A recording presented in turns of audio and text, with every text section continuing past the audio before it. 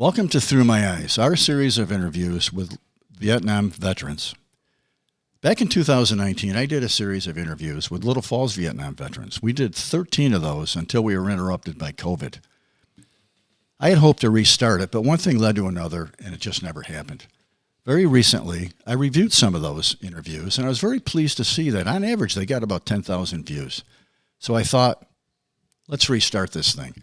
So I'm very happy to kick this off again with a name that you're probably familiar with, and that's Jim Walczak, who was a registered physical therapist here in the Valley for many years. He helped a lot of people, including me. So Jim, welcome to the show. Thanks for doing this. I appreciate your service. Thank you for inviting me and having me. Oh, you're very welcome. I know this is not always an easy thing to talk about, so I was really pleased when you agreed to do this. I think it's important. So what I usually like to do, I always start off with at the end of your high school, when you graduated in 1965, but you didn't enlist until 1966. What was going on in that period in between there? Well, I was actually waiting to enlist in the Marine Corps. I was only 17, and my mother wouldn't sign the papers for me. So I waited till I was 18, which was in September of 65, and then went through the process of going through the enlistment period and everything. And then in 1966, I went to boot camp in Parris Island. But prior to that, just as a note of interest, people always ask me, why did you join the Marine Corps? And when I was a freshman in high school, we had a earth science teacher, Robert Dickey, and he was a Korean War veteran. And in our class, when he was describing a water table one day, he related to the Korean War and the hills and the foxholes. And I'll never forget, he says, "Okay, ladies, you can go to sleep, you men listen up." And from that point on, that's all I ever wanted to do through my whole high school career was join the Marine Corps. Interesting. So by joining the Marines, you had to have known that you were probably a 99.9% chance that you were going to end up in Vietnam. Yes. So you were thinking about that, and that didn't bother you, knowing that you were going to go to war? No, because I really didn't think about war. I was taking like one step at a time, Mm-hmm. and I think subconsciously I knew that by going in the Marine Corps, because being a Marine, you're the best, but we're all the best, all the branches of the service. So I wasn't, I really didn't think about the war. I just took it one step at a time and went from there. Okay. Where did you actually enlist? Herkimer, Ilion? Herkimer. In Herkimer. Herkimer. You mentioned to me that you went in a buddy system. Right. How did that work out? Interesting story. My next door neighbor, Ronnie D'Ambrosio, he was 18 in high school, so he got drafted. And I convinced him, rather than go to the Army for 2 years, join the Marine Corps for 4 years. And he did. His mother and father wouldn't speak to me after that, but, only kidding. But so he did, and we went through boot camp together, and that was basically our buddy system. Okay. So you mentioned boot camp. One of the interviews that I did previously was with Mike Volo, rest in peace. Mike, when I was prepping for his interview, I watched a video of recruits arriving at Parris Island in the middle of the night. And I have to tell you, when I finished that thing, I think I had a headache, and I wasn't even there. So tell me, what was it like for you in those first hours that you arrived, and what was that like? Very scary. A lot of yelling, a lot of screaming.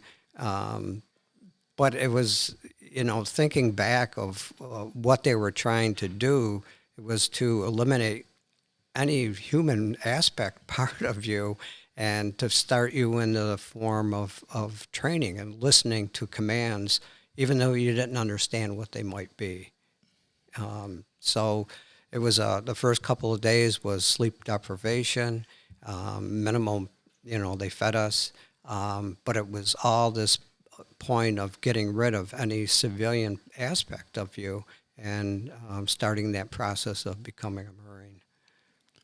I remember watching the movie Full Metal Jacket. I don't know if you saw that. Yes. No, that drill instructor, I can't remember that actor's name, but he was terrific. Was that accurate? Yes. That was probably the most accurate of any boot camp.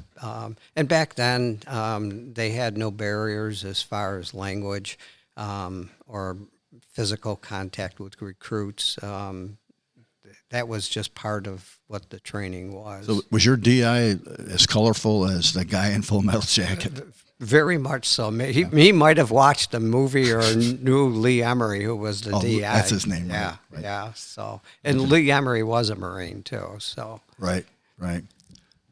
So coming out of high school, I mean, obviously, Marine boot camp is the toughest, they say. And were you in pretty good physical shape when you left high school? I was. I weighed 115 pounds, and you had to weigh at least 117 to get in. So my recruiter says wear a heavy pair of boots or put some rolled up coins in your pockets so that you'll get in. I did that. In fact, I borrowed Ronnie D'Ambrosio's work boots that he had just to make it heavier. Well, you were bound and determined to get in. Yes, I was. Okay. So if you had to think of some interesting memories from boot camp, what comes to mind? What one time was during our free time, we were supposed to be cleaning our rifles, and I left my rifle on my bunk, and my best buddy Ronnie D'Ambrosio turned me into the drill instructor because that was what you were supposed to do. So I got up have to do like 100 jumping jacks instead of taking a break time. Okay. One of them, yeah. And the rifle range, I had never fired a weapon in my life before I went into boot camp. And they taught you everything that you needed to know. And I qualified. I was only a marksman, but I qualified. And that was, probably a true highlight of accomplishments. What weapon did you qualify on? I'm 14. 14. Okay, that was before the M16. Then. Yes. Yeah. So they say that in the Marine Corps, when you go to boot camp, they break you down totally and then rebuild you into a fighting machine that's going to follow orders. Is that correct? That's pretty true, huh? Very true. Yeah. Yes. Mentally, physically, the whole 9 yards. Yes, and spiritually. They made sure that you, on Sunday mornings, you attended some type of service, whatever your religion was, and quote unquote, if you were an atheist, they still made you go and have a chaplain service. Interesting. Okay. So you end up being, your MOS ended up to be 6511 Aviation Ordnance. Yes. So did you after boot camp, you probably went to advanced training for that, correct? Correct. Where was that done? Jacksonville, Florida. Okay. Tell me about that. What was that like? It was basically learning all about bombs, weapons, ammunition, anything to do with air support of troops. And we got to jump off, improvised ships, because if we were going to be on a aircraft carrier or something, we got into going into an ejection seat just to give you those feelings of what it was like. So that was pretty interesting. So how long was that training? Advanced training? About 3 months. Okay, so where are we chronologically now after boot camp, after advanced training? After advanced training, then we were going to staging battalion because I had orders to Vietnam. Okay. And that was out in Camp Pendleton, California, in November that I had went out there. So you mentioned earlier that you really weren't thinking about the war, but now you know you're going. Right. Was your mindset a little bit different at that point? It was. And everything was on television at that time, some of the, the horrors of it and everything. So I was nervous, but I had confidence because of the way I was instructed and the way the Marine Corps did prepare you for this. And when we got out into staging battalion out in Camp Pendleton, we actually went through, it was called escape and evasion. And they put you in a situation where you had to escape, and if you got caught, you were quote unquote tortured, and to give you that whole experience. It was very, very lifelike in preparation for that. Knowing that we were right around Los Angeles, I always knew like I could get out of here, but in your mindset, you knew what it could be like if you were ever captured. Okay, so it sounds like the whole training aspect, all 3 stages for you in the Marine Corps, was what you expected. You were ready. I was ready. Okay, so did you fly to Vietnam or did you go by ship? Well, when we were out, at that time, they were sending a lot of troops over by ship and flying. And for about 2 weeks, we would get the scuttlebutt. Oh, you're going by ship. And if we went by ship, it would take us 2 weeks to get there. And by plane, it would be less than 24 hours. Mm-hmm. So I didn't want to go by ship. And so I think my prayers are answered. But that made me get there 2 weeks earlier. And okay. So we flew Braniff Airlines out of California, San Francisco, and landed in Okinawa. And from Okinawa, we went over to Vietnam. All military on the plane? No civilians? No civilians. So what was the mood like on the plane on the way over? Kind of somber. Mm-hmm. For me, that was my first time ever flying, too. So I was kind of anxious about that. But overall, it was there wasn't much, excitement or anything. And we landed in Hawaii, and in our full battle gear, going to Okinawa. But they wouldn't let us out of. We were in a confined area, of course. And one of the things I brought and I wanted to share with you is I sent my grandmother a postcard from Hawaii. When we landed there in Honolulu.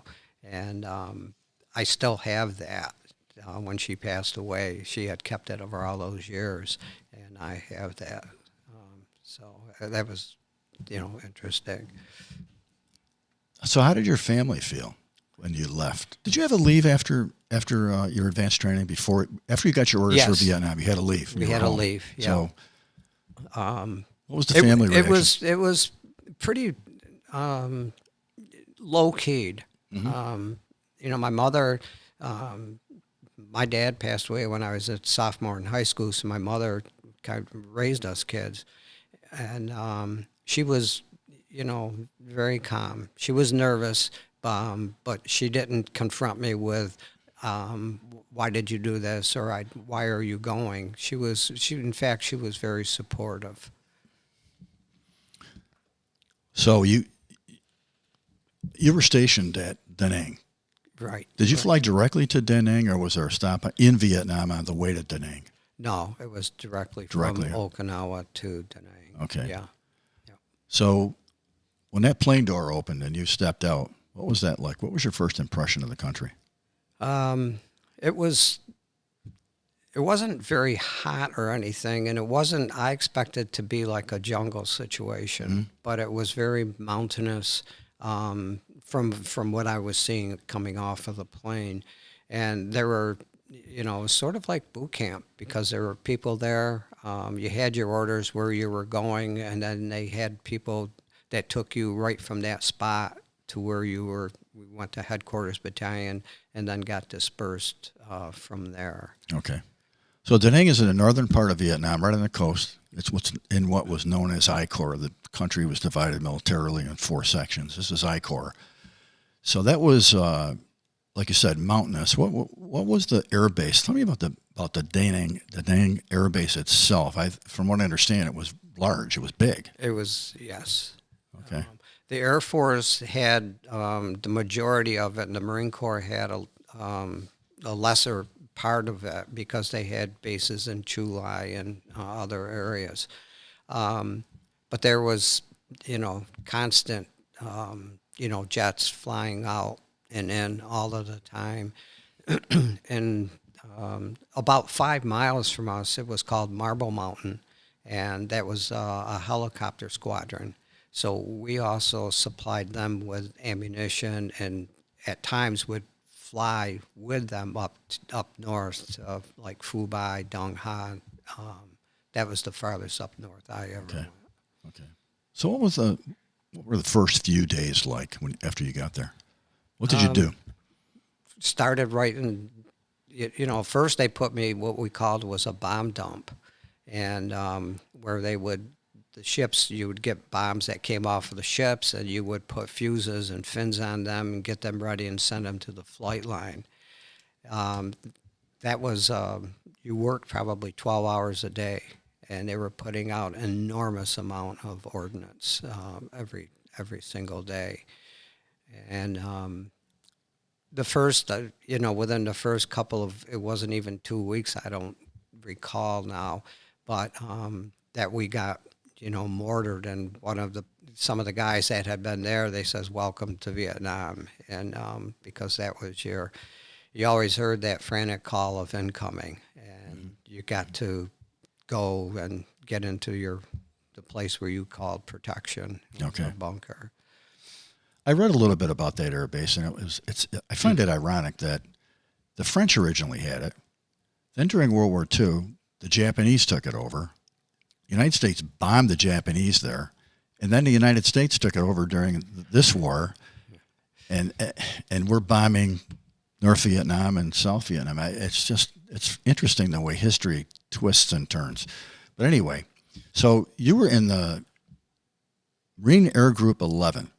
Yes. What was the mission of Marine Air Group 11? It was a support mission because I was in Marine Group 11, but I was in MABS 11, which was Air Base.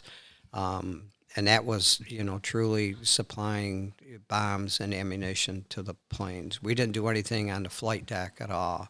We were actually a little bit of ways from the main base because of the bombs and everything. Okay.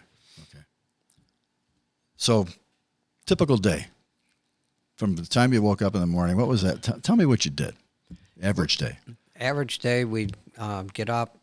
We'd have morning muster, which was just to give us direction what was going to be during the day. Many times your duties changed. You might be doing a couple of things one day, and then the next day we were also put on perimeter watch. So in those times, that's what you knew what you were going to be doing during the day. And it was basically, I didn't do as much ordnance as, other things that they had me doing. I was working with heavy equipment, being on perimeter watch. So they had you doing wherever they happened to need you the most. Okay. So what was it? Living conditions, I'd say, I've interviewed some of the other guys who were in the field, out in the bush all the time. You were on an air base. What was the difference in living conditions? We had tents. They were boarded tents. So, I wasn't out in the bush, and I didn't have that part of life there. But we were sort of always readily exposed because of the amount of planes that were there and things that could be readily hit. And they would always aim right at bomb dumps because they knew if they hit them that, they would do a lot of damage. So. So you got there in January of '67. Yes.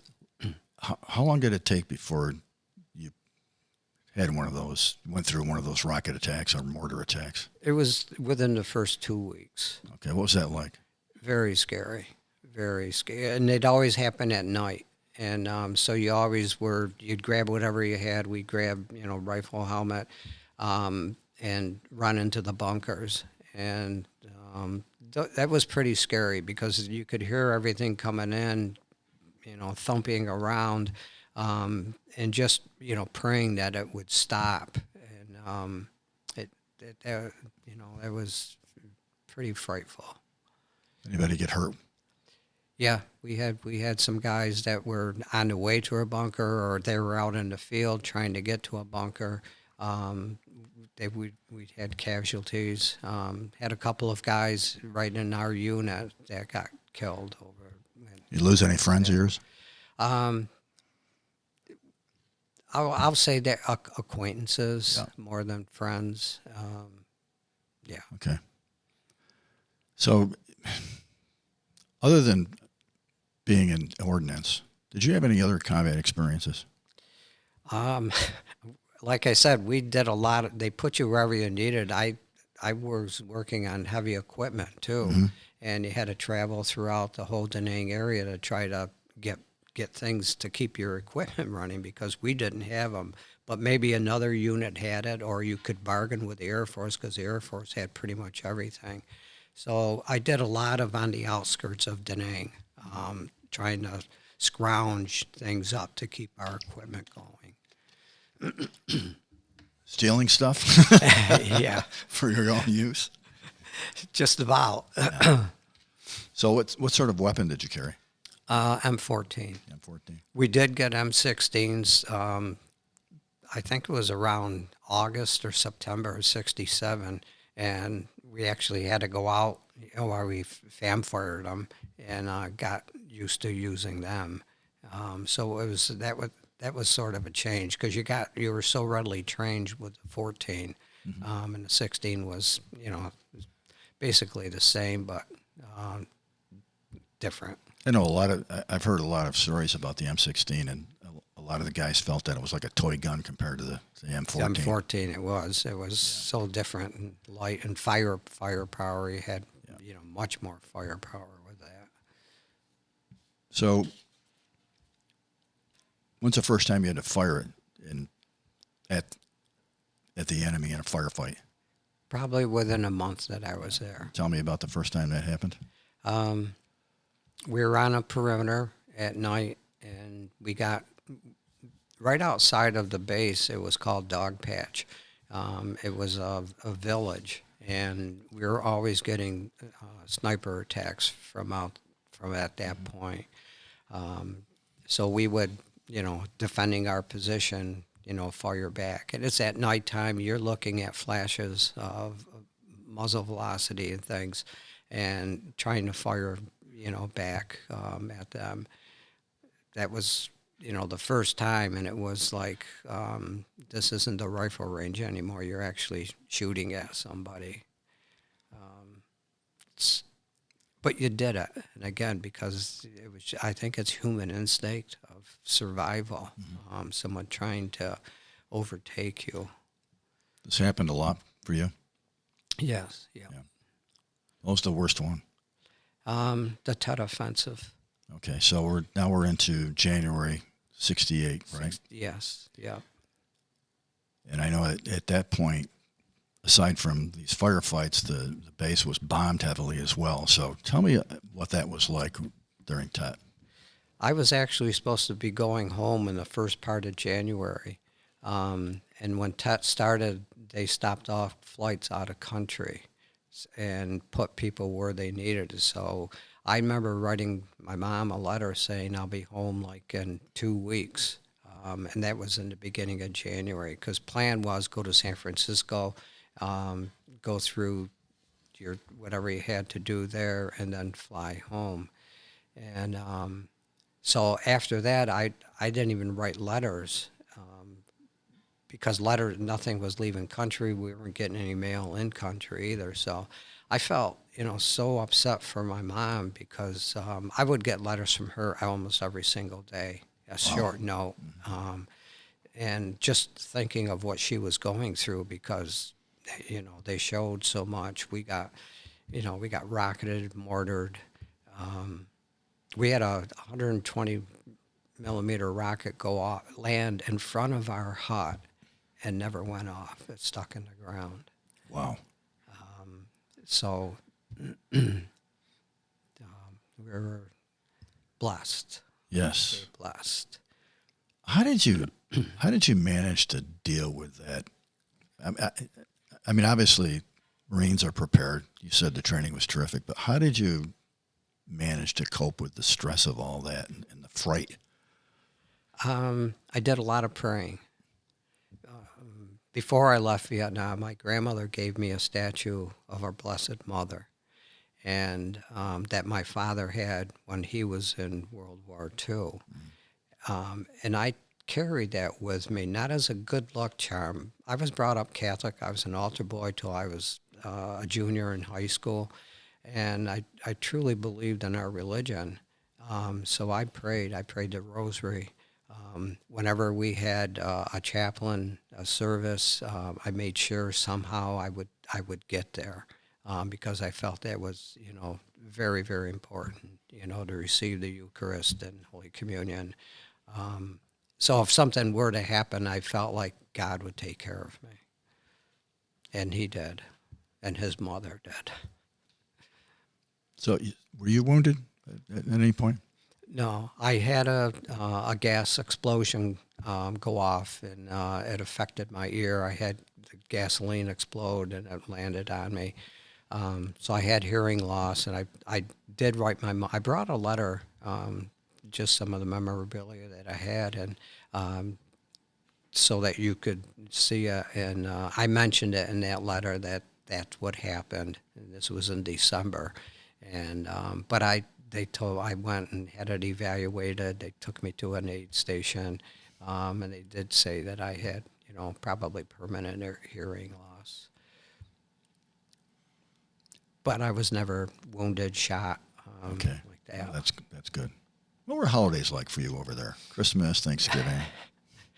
Just another day. Really? Another Did day. they feed you, though?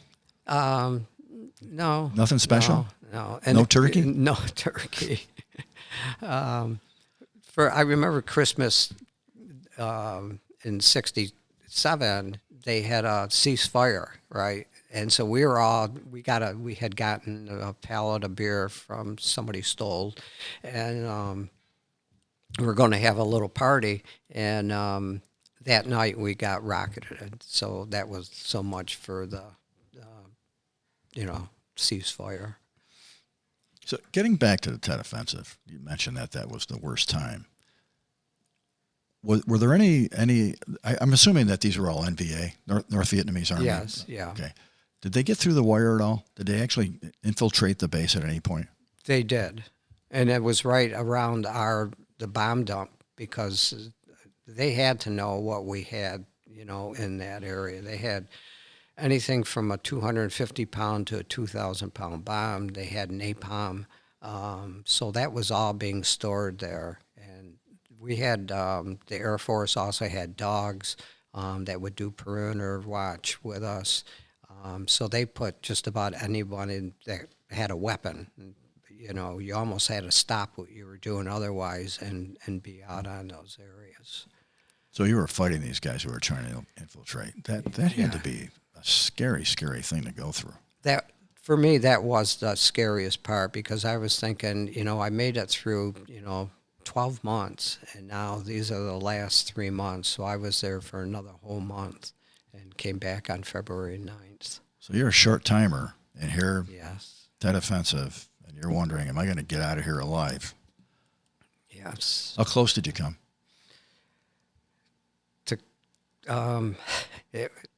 There was just so much going on, so much chaos, because of so much attacks and not knowing where you're going. There were, so much trying to get more types of ammunition up north to the people too. So we were involved in a lot of different things. Yeah, it sounds like it. Yeah. Is there one particular day or moment that was really, really a nightmare for you? Probably January or July 15th. We got a heavy rocket attack and mortar attack, which was the worst had been. We would get, they would just be lopping mortars in, but this was one of the heaviest attacks.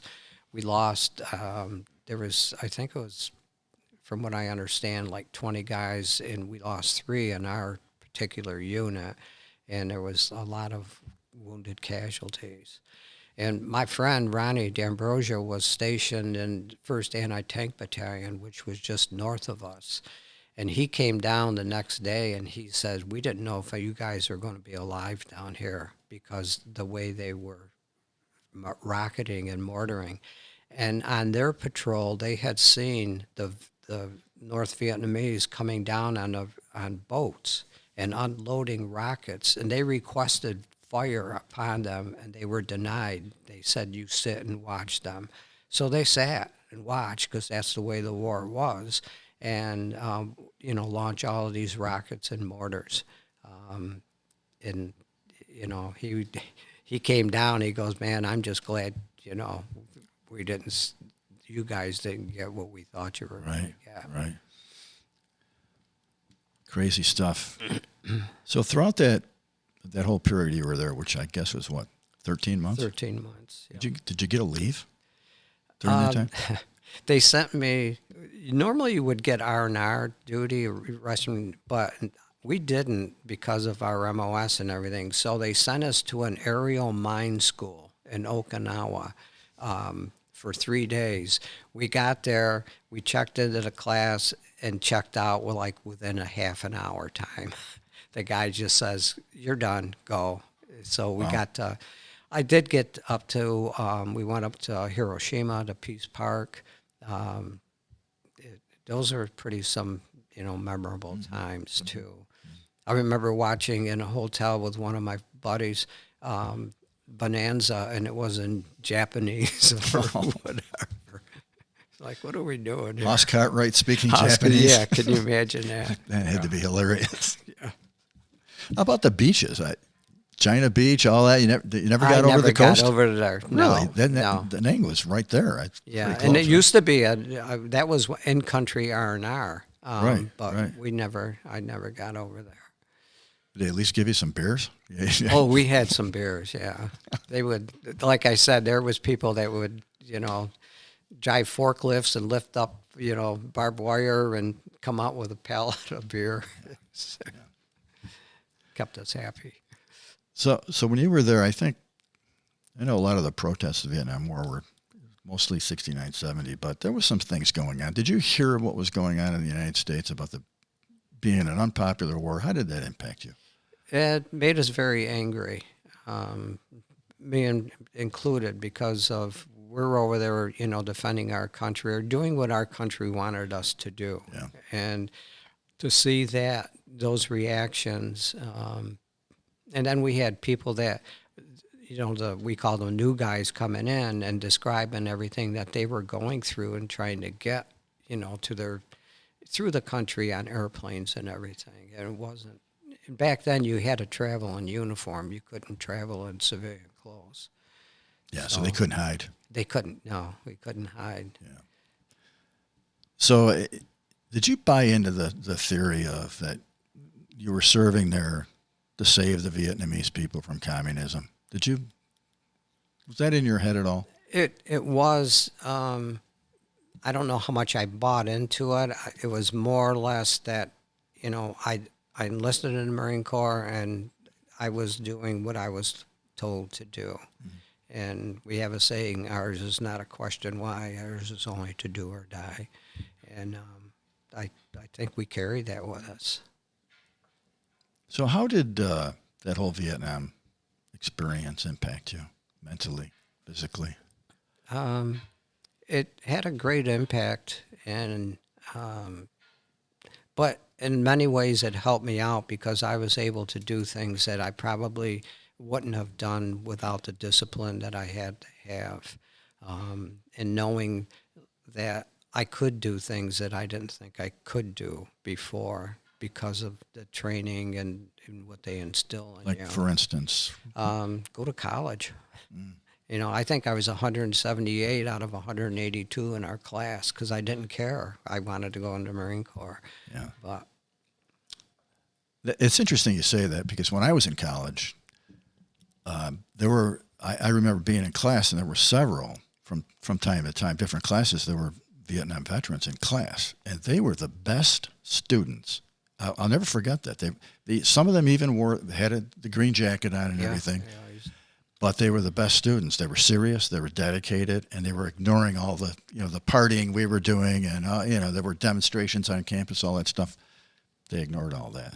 They were pretty good. They were really good students. So it's interesting that you say that. But I want to get back to when you came home, well, when you were finally left, how did that? Explain to me how that all worked out for you. It was February of in '68. February. Yeah, I mean, TET was still going on, and we were able to get, got our orders, and they took us over to the air base, and got on that plane, and I'll never forget. I mean, it was just a big, loud scream that went on. It seemed like it lasted for a half an hour, and it was Braniff Airlines, and all of the stewardesses all had mini skirts on and those psychedelic, uniforms, and they took good care of us. They were very good to us. I have to say that.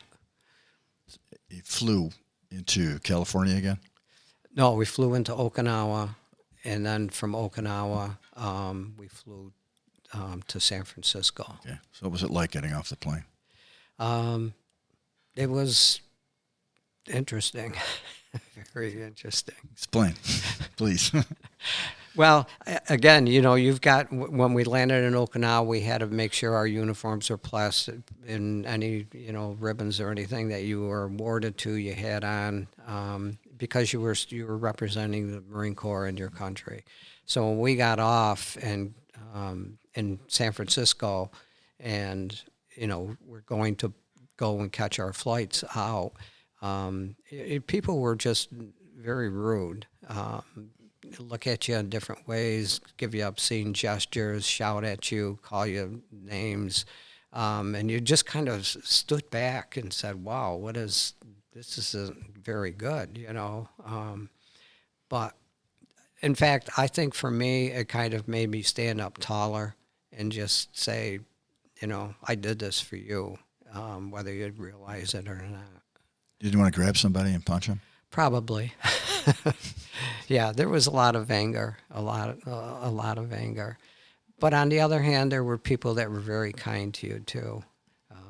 I went up to buy my ticket at the counter, and the person says, I want to go to New York, and they says, well, we have a plane leaving right now, but it's pulling away from the gate.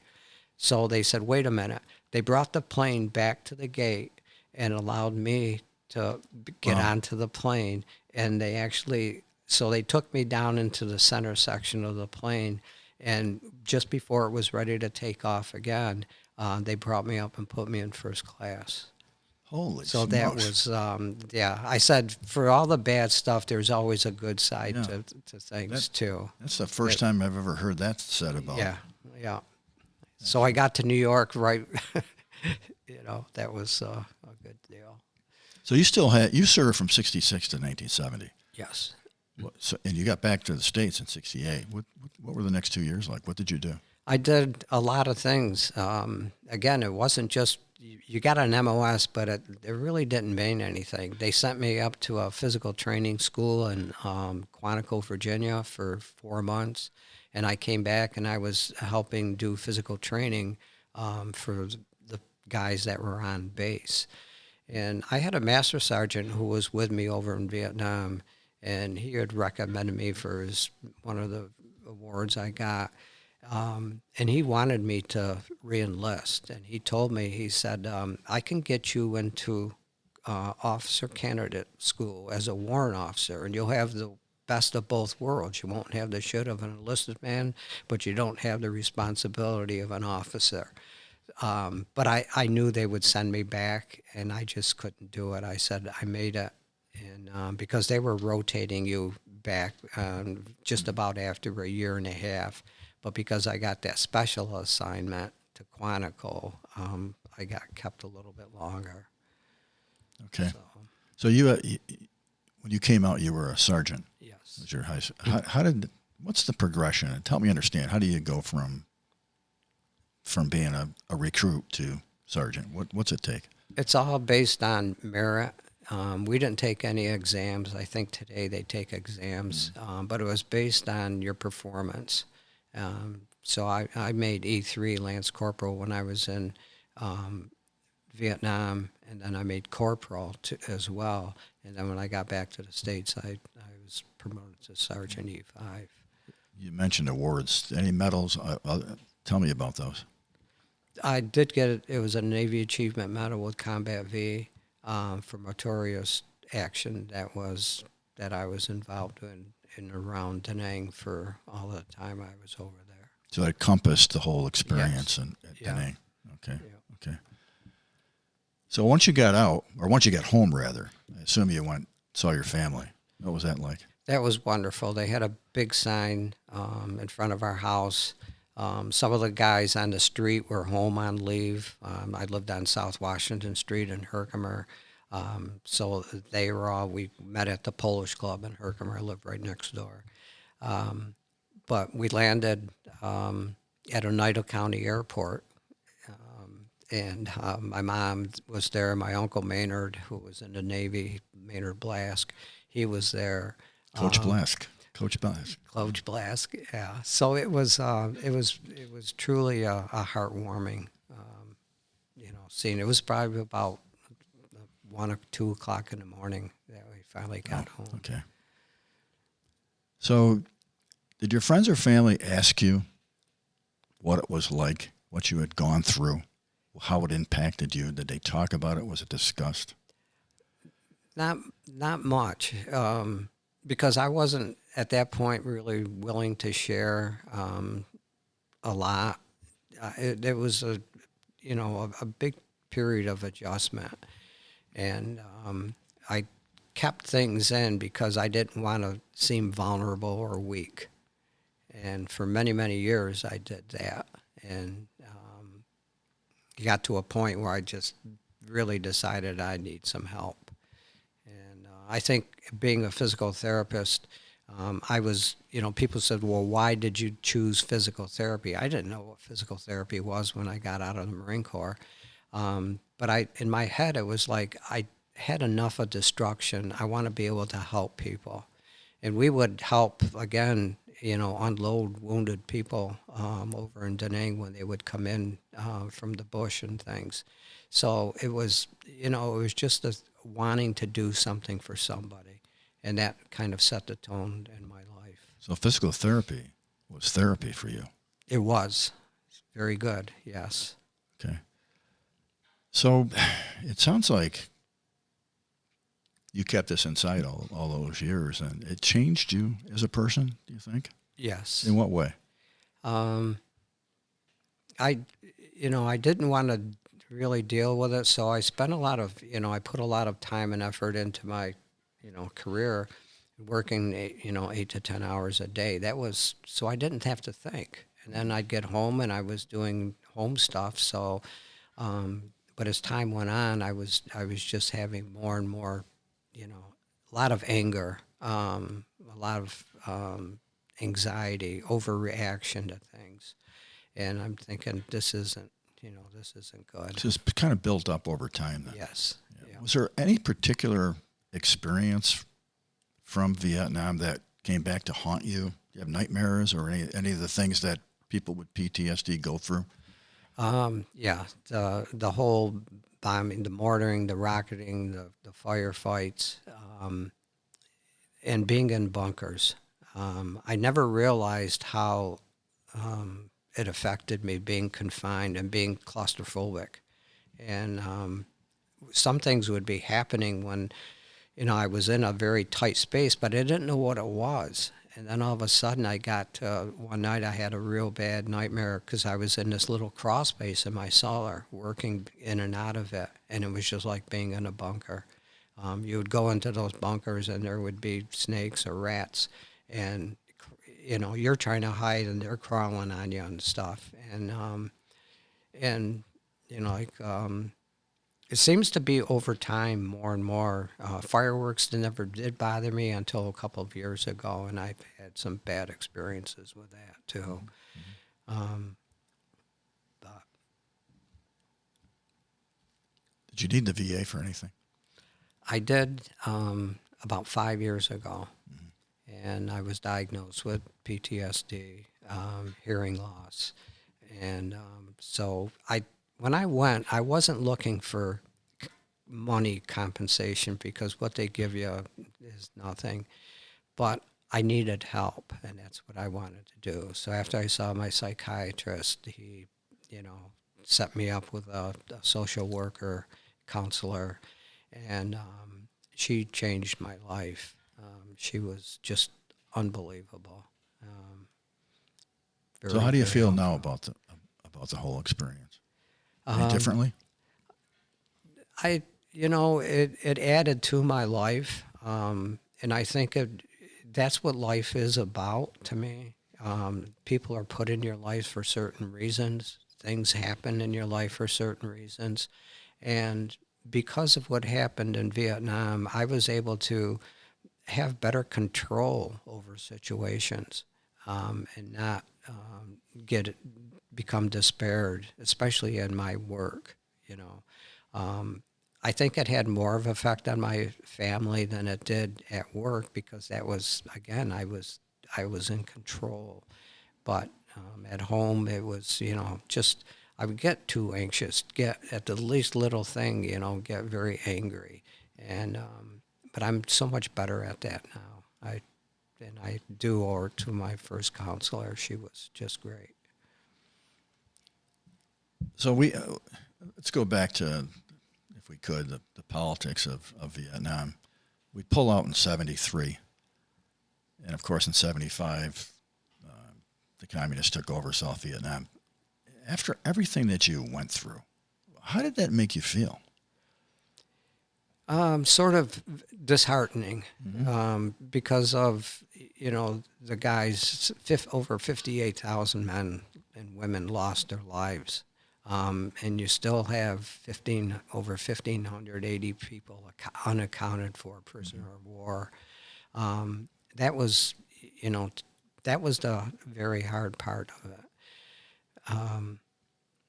But I think the relationships that a veteran has now with, especially in Vietnam guys, it's like a brotherhood. It didn't matter if you were Army, Navy, Coast Guard, anybody. You were there, you fought, and it was just it's a true brotherhood.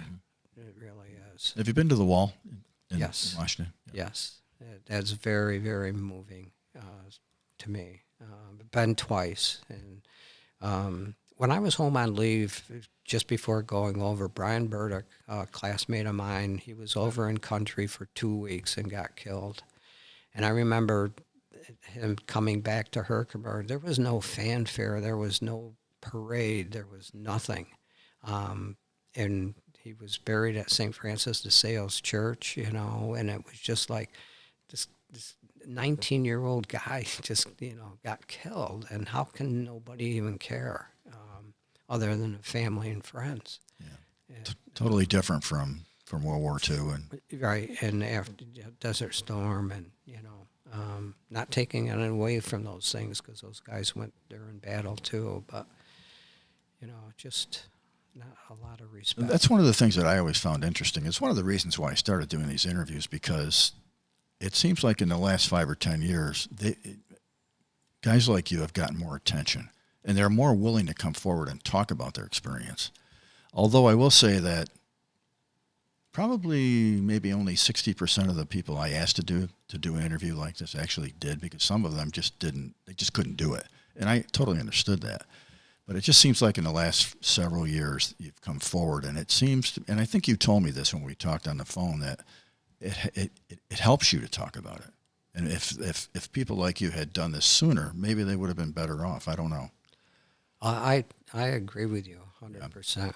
Yeah, and there are some people that just don't want to, but for their own personal reasons. But I think we have a group of guys, in Herkimer and Little Falls that do get together, Vietnam veterans, and we're not there to tell war stories. We're there because of us. Mm-hmm. And that it's so heartwarming. It's like a comfort zone. Mm-hmm. And it's taken a long time to happen because even between veterans, nobody wanted to say anything. Well, a lot of them wouldn't even admit they were there. Right. They didn't want the hassle. Yeah. They had enough stress. They didn't want to add to it. Yeah. What was it like? Did you ever kill anybody? It's like, come on. Anybody ask you that? Oh, yeah. Would you like to shoot at somebody? Yeah. What was your What's it answer? like? I would try to dodge it. I would Really? just yeah. Just didn't want to talk about it. No. It's, it's, Yeah. it's past. So, Yeah, yeah. Getting back to Vietnam, and obviously Agent Orange was a huge issue. Being on the base, maybe you were not exposed to that. I don't know. What's... Da Nang was actually, if you look in records, the highest concentration of Agent Orange because of the amount of foliage that they used that was to kill around the base. Okay. And plus, they were actually mixing it at the base too, and the ground was saturated for a period of time with it. Okay. I have been blessed, and I truly mean that. I do have one medical problem that they're trying to find out what's going on, but they can't seem to identify. But as far as some of my friends who have been affected by Agent Orange and stuff, and then for having the government deny that any of this actually happened, that was disheartening. Yeah. It wasn't until 1983 that they actually classified PTSD for Vietnam veterans. So you're talking almost 10 years of guys trying to get help but couldn't because the VA wouldn't take them. Terrible. It was, and I had a couple of friends that commit suicide because they just couldn't do it anymore. Pretty sad situation. Yes. What would you like people to remember about the war? Those people that sacrificed, that gave the ultimate sacrifice, men, women that died for our country, but also the guys that came back wounded mentally and physically, that people just didn't reach out to or care for. I think it's important that we recognize those people. Any advice to young people about war and service in the future? I think service is a good opportunity for people. I think for some people they need to have discipline, they need to have character, and it's not something that you don't have. It's something that people bring out of you, and I think that's that's really important for people to do. Would you recommend the Marine Corps? Of course. Thought you'd say that. Yes. Well, this has been terrific, but is there anything else that you'd like to say that we haven't touched on? Any message, anything else that you want to say about your own personal life and what you went through?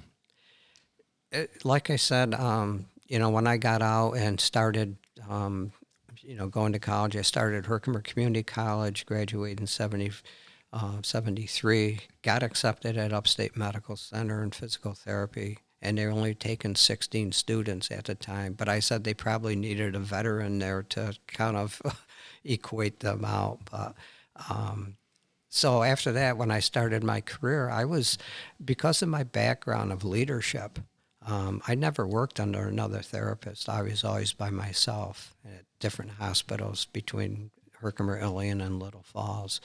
And I felt that was very beneficial. Mm-hmm. And it made me also just realize how much faith is important in true healing, because I'm not the person that heals. It's God that does that. And we invoke him on that. So that's a really good message. It is. Yeah, well, I appreciate everything you did. I went to see you a few times and various issues I had, and I thought you were terrific, so I thank you for that. And again, I thank you for your service, and I really appreciate you doing this, because I know it's not always easy to talk about.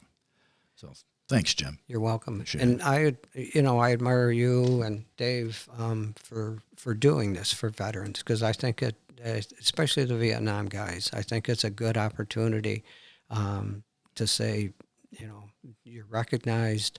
Not that we want the big pat on the back, but it's just that, we did our time too. So, well, as you and I talked, I think the other value in it is creating the record. It's a historical record, and for future family members or family members now who who may not have heard the stories who are interested. I remember one interview we did. Dave and I got an email from the son of one of the veterans I interviewed.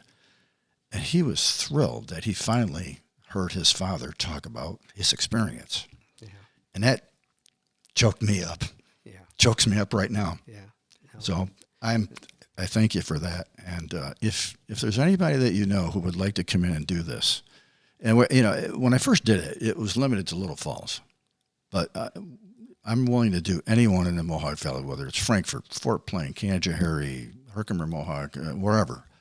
If you know anyone who would like to come in and do this, I'd be more than happy. Have them contact me, and we'll set this up. Okay. So thank you. You're welcome. And thank you for watching, and hope to see you again.